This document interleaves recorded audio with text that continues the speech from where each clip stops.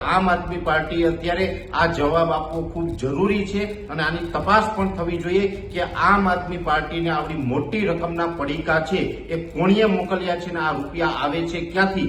પરેશ ગોસ્વામી આમ આદમી પાર્ટી અત્યારે જે કેસના કારણે ચર્ચામાં છે એ હવાલા કાંડ પર બોલી રહ્યા છે।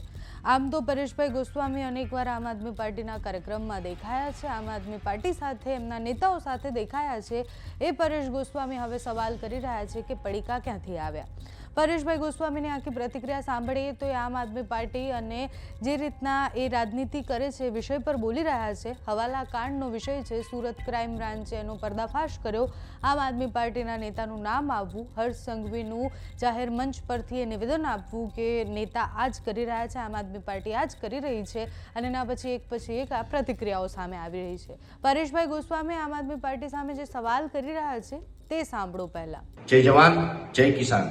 આપણા ભારત દેશની અંદર એક જૂની કહેવત છે કે બગલ મેં છુરી ઓર મુખ મેં રામ, કાંઈક આવી જ વાત આમ આદમી પાર્ટીની સામે આવી છે। મને જાહેર સમાચારોના માધ્યમથી એક મેસેજ મળ્યો છે કે કોઈ બીજા રાજ્યમાંથી આમ આદમી પાર્ટીના નેતાઓએ ગુજરાતના આમ આદમી પાર્ટીના નેતાઓને હવાલા મારફતે એટલે કે આંગળીયા મારફતે રૂપિયા ટ્રાન્સફર કર્યા છે અને આ રૂપિયાની જે રકમ છે એ ખૂબ મોટી બતાવવામાં આવી રહી છે।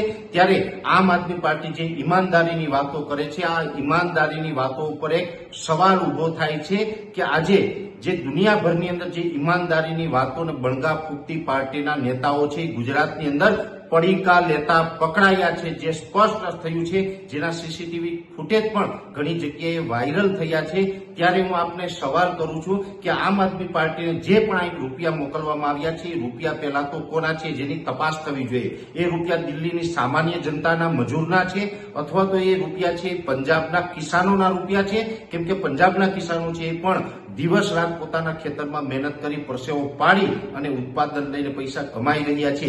એ એની જનતાના જે પંજાબના ખેડૂતોના રૂપિયા તો નથી ને, એ પણ તપાસ થવી જોઈએ। અથવા તો આ રૂપિયા છે કોઈ દેશ વિરોધી પ્રવૃત્તિ કરતા હોય એવા કોઈ સંગઠનોના છે કે નહીં, આની તપાસ થવી ખૂબ જરૂરી છે। અને ખાસ કરીને આમ આદમી પાર્ટી છે જે ઈમાનદારીની ખોટે ખોટી મોટી વાતો કરે છે, એ આમ આદમી પાર્ટીના ગુજરાતના તમામ નેતાઓએ પણ પ્રેસ કોન્ફરન્સ કરીને આની સ્પષ્ટતા કરવી જોઈએ, આનો હિસાબ આપવો જોઈએ કે આ રૂપિયા ક્યાંથી આવ્યા અને કોને આપવાના હતા અને આ રૂપિયા છે એ લીગલ છે કે અનલીગલ છે, એ તમામ વસ્તુ ઉપર આજે ગુજરાતની જનતા છે જવાબ માંગી રહી છે।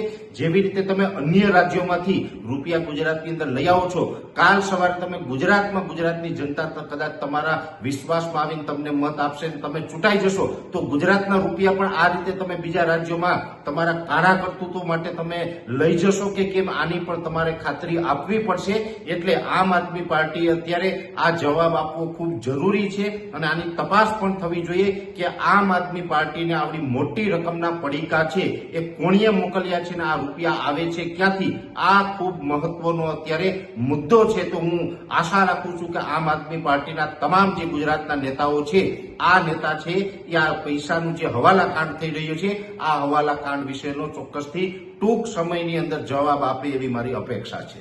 જય જવાન જય કિસાન।